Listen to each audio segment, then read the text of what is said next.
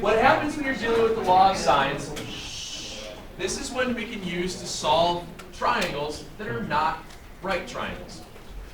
Over the next couple of days, we're going to deal with law of sines and we're going to deal with law of cosines. The law of sines is always a little bit easier to work with than the law of cosines. There's less stuff going on. Basically what happens here is you have a ratio of the side lengths that works out nice and clean. It's nothing more than the sine of an angle to the side opposite is the sine of another angle to the side opposite. The reason why they write it in 3 times is because there's three possible side lengths in 3 possible angles, just depending upon what you're given. Sine of C is to C. You can write it the other way with the side over the angle. I've always done it with the actual trig function in the numerator. Remember, they're equivalent as long as you keep it consistent across the board. You'll see me write it out like this all the time. I rarely, if ever, will write it like that. Okay. The law of sines, like I say here, you'll notice it's going to wind up being a fraction equal fraction problem. And when you have fraction equal fraction, what are you doing? You're cross multiplying. So in the past, when you guys have dealt with the law of sines, I don't know if last year, did they ever talk about the possibility of what's called the ambiguous case or the no triangle case? Did you bring that up? You guys always basically had law of sines that always worked, right? Okay. Well, welcome to the new algebra stuff. There is possibility that it does not work. There is possibility that you could have more than one triangle given some specific parameters. So we're going to talk about that today, and we're going to talk about how you can use law of sines to find the areas of triangles. One of the easiest formulas to use, especially if they're not right triangles. Okay.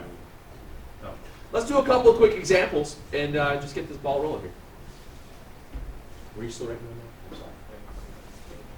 Okay. All right. Like I said, there's a couple of, don't write all this stuff out here. There's a couple of cases that makes the law of sines work out just fine. When we work with the law of sines, when you have basically angle, angle, side, or an angle, side, angle, basically you have 2 angles and a side, or 2 angles and the side in between them. Law of sines can work out really nice. When you have 3 sides, or when you have only 2 sides and 1 angle in between them, that's when cosines wind up being more into play. Okay. Yeah, you got to be very, very careful with the SSA. There's only a few times that your SSA is around. Yeah. It's okay. You can say it if you want to get it out off your chest. Sa. It's a sa. Now, again, to start this stuff out, you're going to notice right away, you're not going to see a lot of diagrams. What they're going to do is just give you solve triangle ABC with some specific parameters. That means draw a triangle. Doesn't have to look pretty. It's not drawn to scale. And just label it out and fill in the blanks. Angle C is 103. Angle B is 28. And side B is 26. You guys remember that the little letters go opposite the angles, correct? Yeah.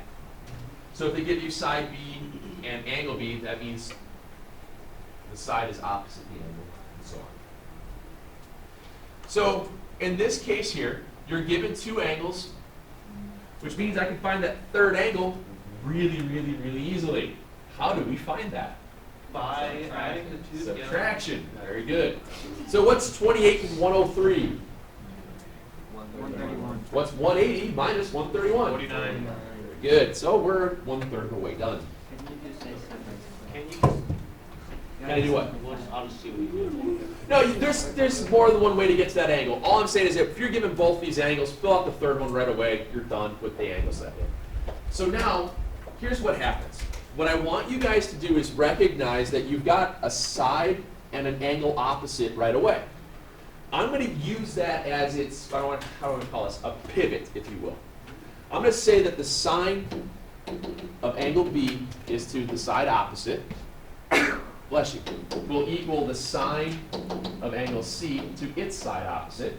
That'll be one of the ratios that we're going to solve for. And then I'll reuse that sine of angle B is to its side to solve the side of little a. So what I'm doing here is reusing my givens. I'm reusing my givens. The reason I do that is, and we kind of talked a little bit about this yesterday, if you make a mistake on one part of a triangle and you reuse that mistake part, is your next part ever going to be correct? No.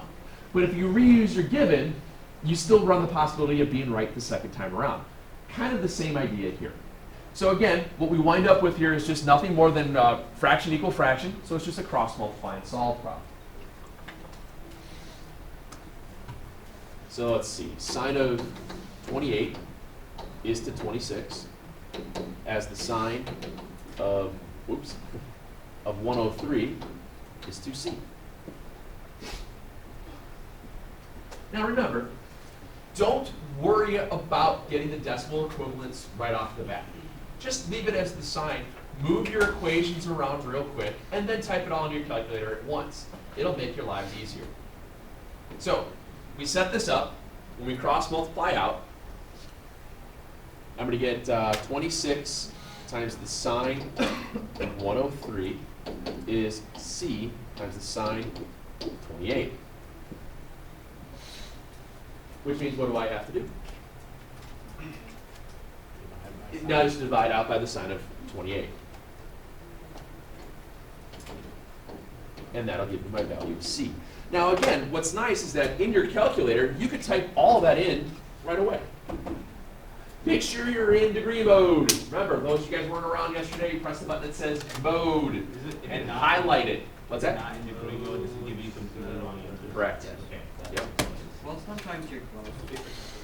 It depends on how the angles are. I don't know, what is a radian anyway? We'll talk about that next week. We talked a little bit about it. It's based upon a unit circle. It's based within pi. But is radian part of this calculation? It is, yeah. So during the test, we're going to switch between radian and degree mode? Yeah. Well, when you're in radian mode, you're probably going to be giving me what are called exact answers. Your exact answers are going to have terms of pi. Yeah. All right. It's not even. I mean, radian stuff is more non-calculated than anything. I'm sure a lot of you guys just freaked out when I said that. Let's see. So it was. If I go to my fraction bar, just make my fraction and type in 26 sine 103. Oops, I had too many ones in there. Over the sine of 28 and hit enter. 5396. Can you just round that up to 54? Round in 2 decimal places. Round everything to the 100th. We don't round up like that. 5396 is side C. Okay? And now I redo the same idea to solve for side A. The only thing that's different now, my angle A is 49. Okay? I fill in the blanks again. It was sine of 28 over 26. It's the sine of 49 over A.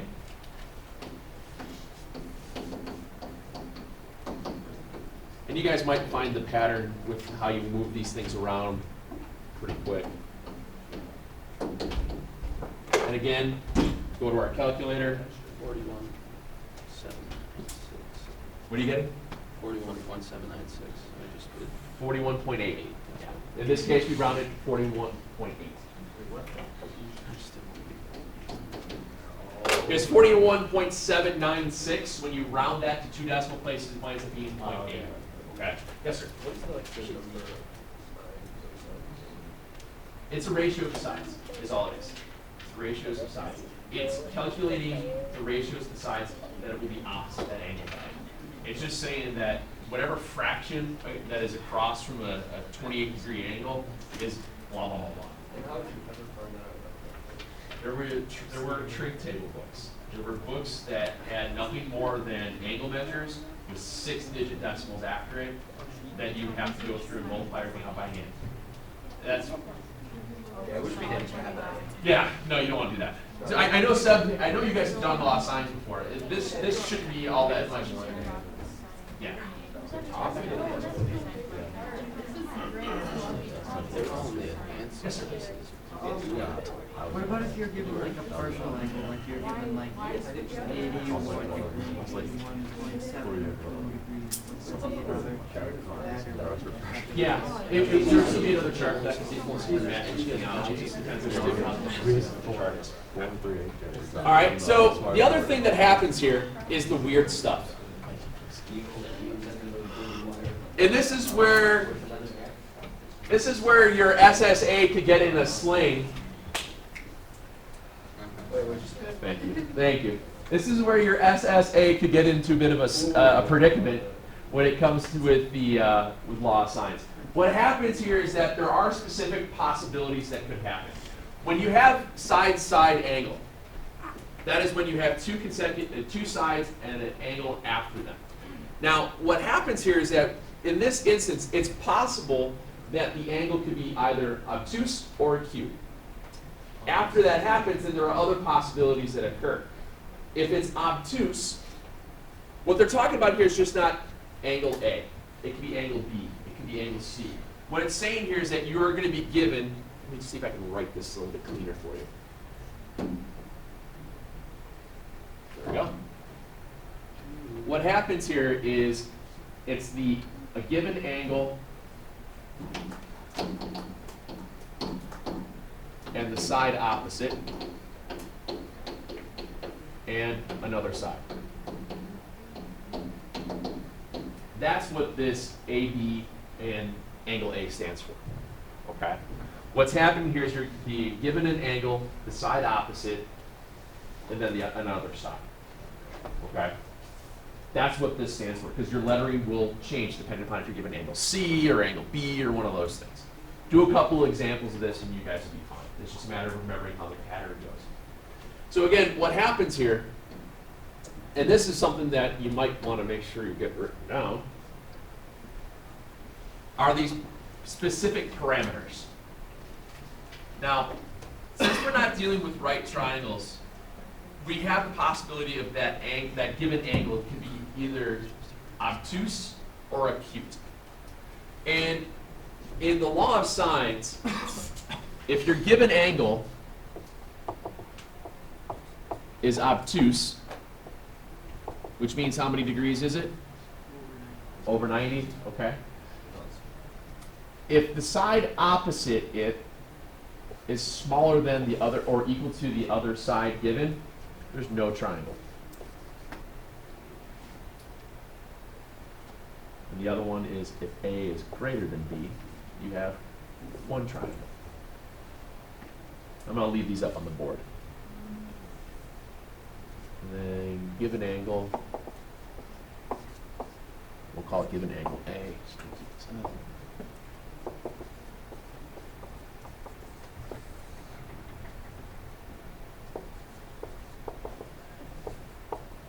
And I'll walk you through how you set this up.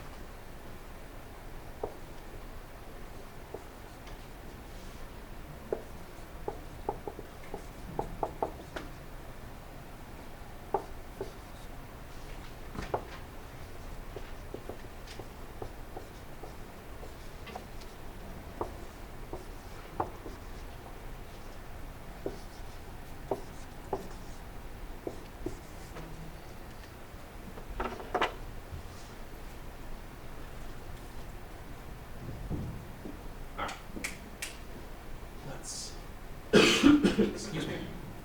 Just write that up. No, I'm not going to give you guys any proofs.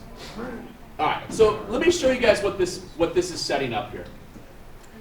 So again, they're going to say solve the triangle ABC, and you have a given angle and two sides. Again, what I want to do is do a nice, quick, rough sketch of what the triangle looks like. Not drawn to scale. Angle C is 122. Side A is 12. And side C is 18. Again, this is an example of side-side angle. Two consecutive sides and the non-included angle. Again, this is where your side-side angle could get in trouble. So when this happens and you see this setup, this is when you double check your parameters. Is the given angle that you have right now acute or obtuse? It's obtuse. So my given angle C is obtuse. That means I just have to check the two possible things. So is the side opposite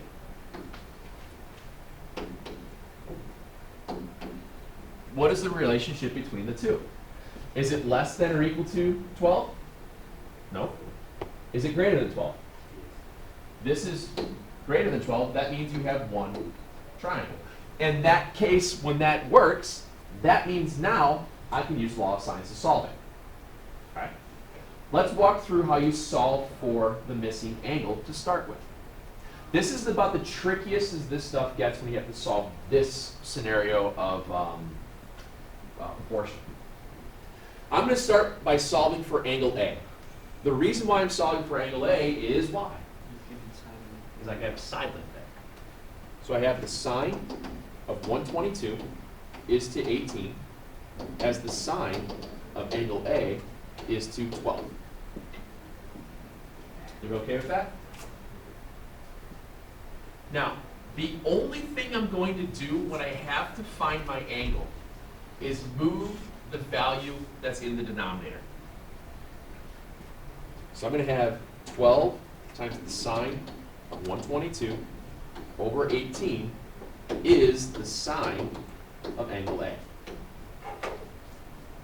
From this point, what button do you have to press on the calculator to generate the value of angle A? Okay, yes, you eventually have to press the button that says enter.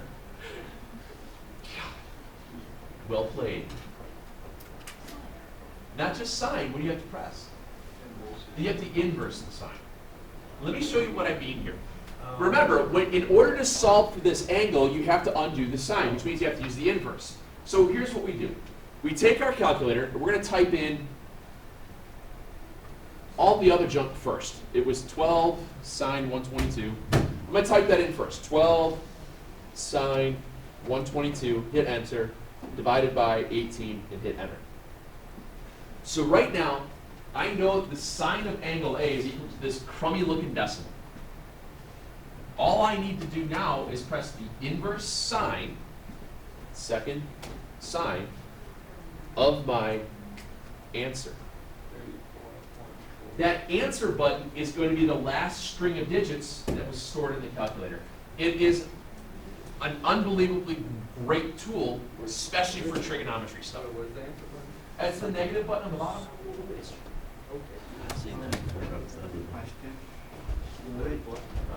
Do you want us to always use the answer thing, or do you want us to just truncate? Use the answer thing. You'll get more of a closer answer. So you guys are getting 3443? That's a palindrome.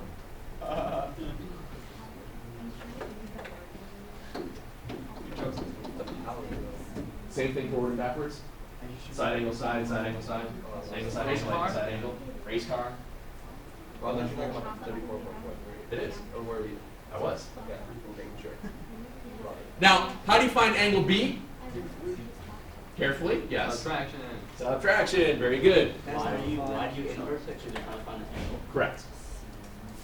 You gotta, whenever you're finding the, when you have to solve for the specific angle, you use the inverse button on your calculator. Okay. After you've done. What did you guys get for angle A then? 2357? Now, could you use that angle, or I don't mean angle A, I meant angle B. Do you find side B, we just use law of sines again? Okay. Do I need to walk through that, or are we okay? Again, now that you know that this is 2357, just reuse that ratio and go for it. The trick here is being able to just take a quick second to identify if you're going to have 1, 2, or no triangles. Okay. Let's try another one.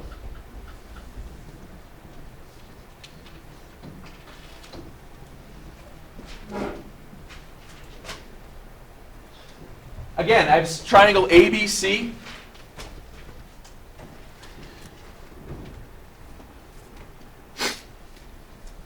I have triangle ABC. It has side A, side B, and angle B. Little B, little A. So 58, 2.5, 4. So is my given triangle, or excuse me, my given angle acute or obtuse? It's acute. 58 is acute. So now I have to look at the sides opposite. So what I do now is I start walking through the possible ones. I start on the first one. Is the side opposite, or excuse me, the non-included side, that would be this one, the non-included side times the sine of the given angle, is it bigger than the given side? Yes, sir. Do we need to memorize these rules? Might not be a bad idea. No. Yeah, it is. It's big. Yeah. Again, what this means is, what I'm taking here is the 4 is the non-opposite side with the given angle to the opposite side of the angle. It's weird how they label that with A's and B's when you're not always, and that's where it gets kind of messy. So that's why I'm trying to remember, if you remember that it's given angle, given side opposite that angle, and then work it off of there. That's what the A's stand for. It's bigger. It's bigger. So if it's bigger, we know there's no triangle. And you go to the next problem. Now, if there are 2 triangles, If there's 2 triangles, then what will happen here is that there's a possibility of solving it 2 different ways. And we're probably going to run out of time before we get there. All right, we're going to run out of time before we get to that. So let's do this. So we only have a few minutes left. Let's cut back on what I was going to do. We obviously did not get to areas, which is no big deal. It's a very easy formula. We'll continue working this on tomorrow and Friday. Let's see then. Since we did not get that.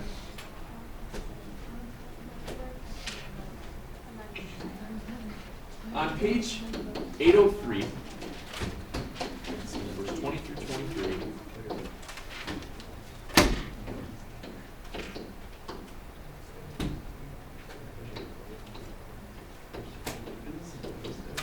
Okay. Try those. We just cut out some of the, we cut out all the area stuff, and I cut out some of the other law of science thing here. The first 4 problems are just, can you identify how many possible triangles can you get? And that's just using practice of the 6 ways to look at it. The next 4 are using the law of sine, and the last 3 are just a couple off of a diagram style word problem. It's very similar to the elevation depression style stuff, but you're not using tangents in this case. You're using the law of sine to make it work. All right? Yeah. All right. Okay. We'll go through that. Like I said, tomorrow we'll have some more of this review.